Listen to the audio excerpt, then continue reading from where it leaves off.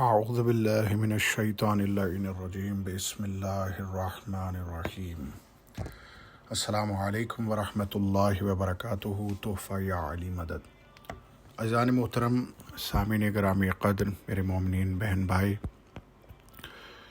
آپ حضرات کی خدمت میں آج سیریز کتاب المومن کی نویں قسط کے ساتھ حاضر خدمت ہوا ہوں۔ آج کی قسط کا جو موضوع ہے وہ ہے ما جعل اللہ سبحانہ وتعالی بین المؤمنین من الاخاء۔ خدا نے مومنوں میں محبت و اخوت پیدا کی ہے۔ عزیزان محترم، آج کی قسط کی پہلی حدیث آپ کی خدمت میں پیش کرتے ہیں۔ ابو عبداللہ علیہ السلام فرماتے ہیں کہ مومن آپس میں سگے بھائی ہیں، اگر ایک کو بھی کوئی دکھ ہوتا ہے تو سب پوری رات جاگ کر کاٹتے ہیں۔ سبحان اللہ۔ عزیزان محترم، دوسری حدیث میں امام جعفر صادق علیہ السلام نے فرمایا، مومن کی مثال یہ ہے جیسے ایک جسم کہ اگر جسم کا ایک حصہ بھی ضائع ہوتا ہے تو پورا جسم متاثر ہوتا ہے۔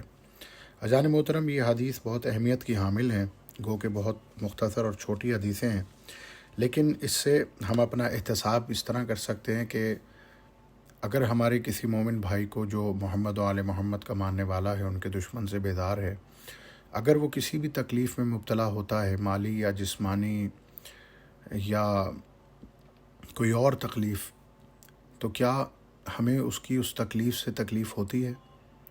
اگر تو ہمیں تکلیف ہوتی ہے تو اس کا مطلب ہے ہمیں مومنیت کا جز پایا جاتا ہے، اور اگر ہمیں تکلیف نہیں ہوتی تو پھر ہمیں اپنے اندر جھانکنے کی بہت سخت ضرورت ہے، اور مولا سے دعا کریں کہ مولا ہمیں مومنیت کے وجوز عطا فرما کہ جس میں ایک مومن بھائی کی تکلیف کو دیکھ کر ہمارے دل میں درد ہو اور اس کی مشکل میں اس کی لیے آسانی پیدا کرنے کی کوشش ہماری بدن میں، ہماری روح میں اور ہمارے نفس میں ظاہر ہو۔ آمین یا رب العالمین۔ عزیزان محترم، آج کی تیسری حدیث جس میں حضرت ابو عبداللہ علیہ السلام نے فرمایا، مومن کا بھائی ہے جیسے ایک جسم کے اعضاء، اگر ایک کو تکلیف ہوتی ہے تو پورے جسم کو تکلیف ہوتی ہے، کیونکہ ان کی روحیں روح خدا سے رشتہ رکھتی ہیں، اور مومن کی روح کا تعلق روح الہی اس سے زیادہ ہے جیسے کرن کا سورج سے۔ سبحان اللہ۔ عزیزان محترم، مولا نے کیا ارشاد فرمایا کہ مومن کی روح کا اللہ سے اس سے زیادہ رشتہ ہے جیسے کرن کا سورج سے ہوتا ہے۔ سبحان اللہ۔ بہت ہی وزنی، بہت ہی بڑی حدیث ہے یہ۔ عزیزان محترم، آج کی چوتھی حدیث، جابر نے حضرت ابو عبداللہ علیہ السلام کے سامنے ٹھنڈی سانس بھری، پھر کہا، فرزند رسول اللہ صلی اللہ علیہ وآلہ وسلم، کبھی کبھی مجھے کسی مصیبت کے بغیر یا سانحہ کے بغیر غم محسوس ہونے لگتا ہے۔ دوست اور میرے گھر والے میرے چہرے سے اس کا اندازہ کر لیتے ہیں۔ حضرت نے فرمایا، ہاں جابر، ٹھیک ہے۔ میں نے عرض کیا، اس کا سبب کیا ہے؟ فرمایا، یہ پوچھ کر کیا کرو گے؟ عرض کی، میرا دل چاہتا ہے کہ وجہ معلوم ہو۔ فرمایا، خدا نے مومن کو جنت کی مٹی سے پیدا کیا ہے، ان کی روح میں جنت کی ہوا ملائی ہے، جبھی تو مومن کا حقیقی بھائی ہے۔ مومن دنیا کے کسی حصے میں ہو، اگر کسی روح کو صدمہ پہنچتا ہے تو اپنے اسی تعلق کی وجہ سے دوسری روح غمگین ہو جاتی ہے۔ اللہ اکبر۔ سبحان اللہ، سبحان اللہ، اللہ اکبر۔ عزیزان محترم، آج کی پانچویں حدیث، ابو جعفر یعنی میرے مولا و آقا امام محمد باقر علیہ الصلاۃ والسلام نے فرمایا، مومن کا حقیقی بھائی ہے، کیونکہ خدا نے انہیں جنت کی مٹی سے پیدا کیا ہے، جنت کی ہوا ان کے جسم میں رکھی، جب ہی تو وہ مادری و پدری بھائی ہوئے۔ سبحان اللہ، ماشاء اللہ۔ عزیزان محترم، حدیث نمبر 6، ابو عبداللہ علیہ السلام نے فرمایا، روحیں گروہ در گروہ ہیں، اور یہ ایک دوسرے کو یوں محسوس کرتی ہیں جیسے عمدہ نسل کے گھوڑے اب اگر وہ پہچان لیتی ہیں تو مانوس ہو جاتی ہیں، اور اگر وہ بات محسوس نہیں کرتی تو الگ ہو جاتی ہیں۔